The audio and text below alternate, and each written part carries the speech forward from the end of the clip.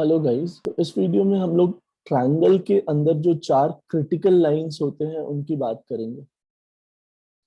4 critical lines inside a triangle. आपको पता है जो चार क्रिटिकल लाइंस हैं उसमें पहला है मीडियन, दूसरा है ऑल्टीट्यूड,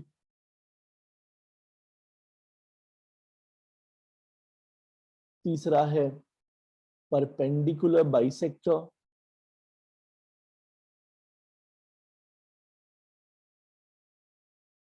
और चौथा है angle bisector.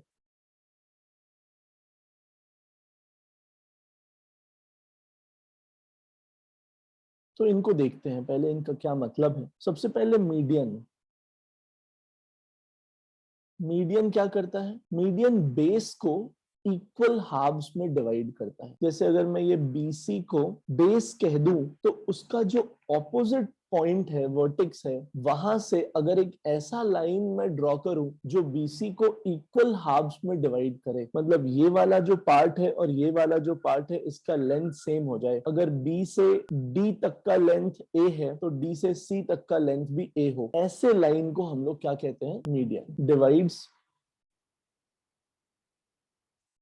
Base into 2 equal halves. दूसरा क्रिटिकल लाइन होता है ऑल्टीट्यूड। ऑल्टीट्यूड में क्या होता है? ऑल्टीट्यूड में बेस पे ऑपोजिट कॉर्नर से आपको परपेंडिकुलर ड्रॉप करना है। BC पे आपने A से परपेंडिकुलर ड्रॉप किया है, मतलब ये जो एंगल है ये 90 डिग्री है। Perpendicular dropped at base from opposite corner. तो यहां से आपको ऑल्टीट्यूड या आप इसको हाइट भी कह सकते हो, वो मिल जाएगा। ठीक है। तीसरा इंपॉर्टेंट लाइन होता है एंगल बाइसेक्टर। ये क्या करता है? तो किसी भी एंगल को, मान लीजिए ये जो पूरा एंगल ए है, मतलब अगर मैं एंगल BAC की बात करूं, BAC की, और मान लीजिए ये एंगल 2x है, तो अगर आप एंगल बाइसेक्टर ड्रॉ कीजिएगा तो वो इस 2x एंगल को इक्वल एंगल्स में डिवाइड कर देगा, मतलब ये एंगल्स कितने हो जाएंगे? x और x। तो एंगल बाइसेक्टर किसी भी एंगल को इक्वल हाफ्स में डिवाइड करता है। मान लीजिए BAC 2x है और मान लीजिए मैं इसको पॉइंट D कह देता हूं, तो angle BAD will be equal to angle CAD, और वो कितना हो जाएगा? दोनों का दोनों x हो जाएगा। सो इसको हम लोग एंगल बाइसेक्टर कहते हैं। चौथा क्रिटिकल लाइन होता है परपेंडिकुलर बाइसेक्टर। तो परपेंडिकुलर बाइसेक्टर का ऑपोजिट कॉर्नर से कोई लेना देना नहीं है। ये बेस को बाइसेक्ट तो करता है लेकिन परपेंडिकुलरली बाइसेक्ट करता है। जैसे अगर आप मीडियन को देखिएगा तो मीडियन भी बेस को बाइसेक्ट करता है, लेकिन ये जो एंगल्स है इनमें से कोई सा भी 90 डिग्री होना जरूरी नहीं है, बस बेस को बाइसेक्ट कर देता है। बट ये जो एंगल बनाता है वो 90 डिग्री होना जरूरी नहीं है। लेकिन perpendicular bisector divides base into 2 equal halves, divides base, यहाँ पे आप इसको लिख लेंगे परपेंडिकुलरली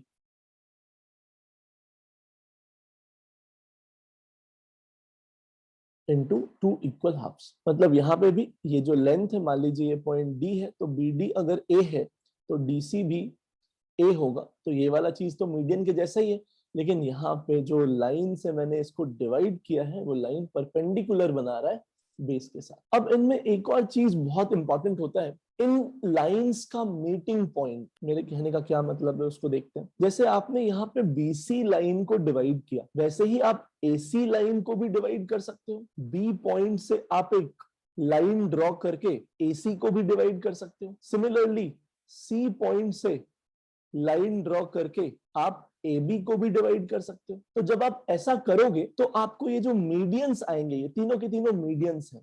B से भी मैंने जो AC पे लाइन ड्रॉ किया है वो AC को इक्वल हाफ्स में डिवाइड कर रहा है। सी से जो लाइन मैंने ए बी पे ड्रॉ किया है वो ए बी को इक्वल हाफ्स में डिवाइड कर रहा है। तो ये जो मीडियंस है, ये जो मिल रहे हैं, इस पॉइंट को हम लोग क्या कहते हैं?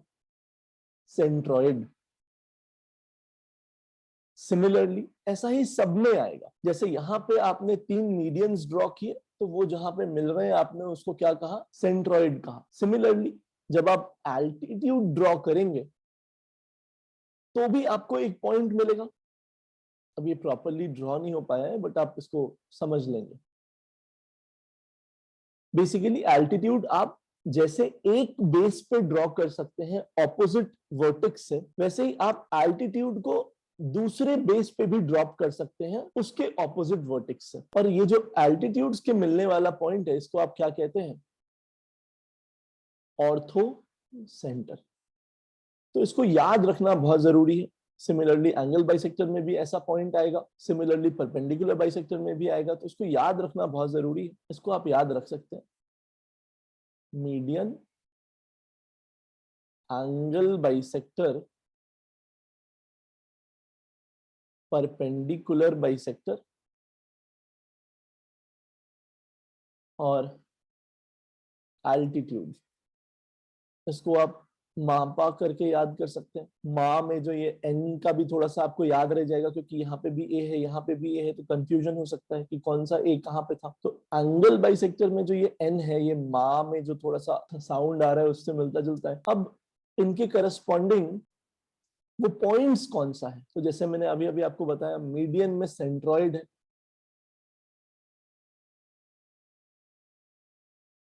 एंगल बाइसेक्टर में इन सेंटर है,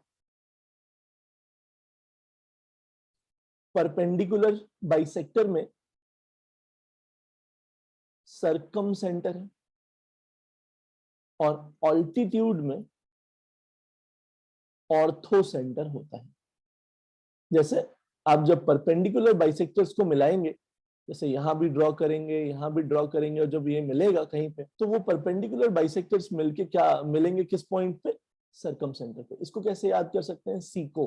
अब इसमें भी डाउट आ सकता है कि दो जगह सी आ रहा है, तो थोड़ा सा और कुछ आप अगर इसमें मॉडिफाई करना चाहें तो कर सकते हैं।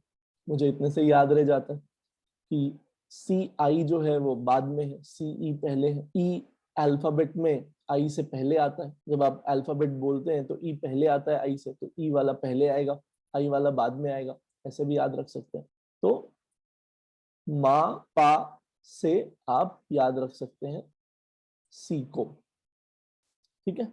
मीडियन में सेंट्रॉइड, एंगल बाइसेक्टर में इन सेंटर, परपेंडिकुलर बाइसेक्टर में सरकम सेंटर, और ऑल्टीट्यूड में ऑर्थो सेंटर। Thank you.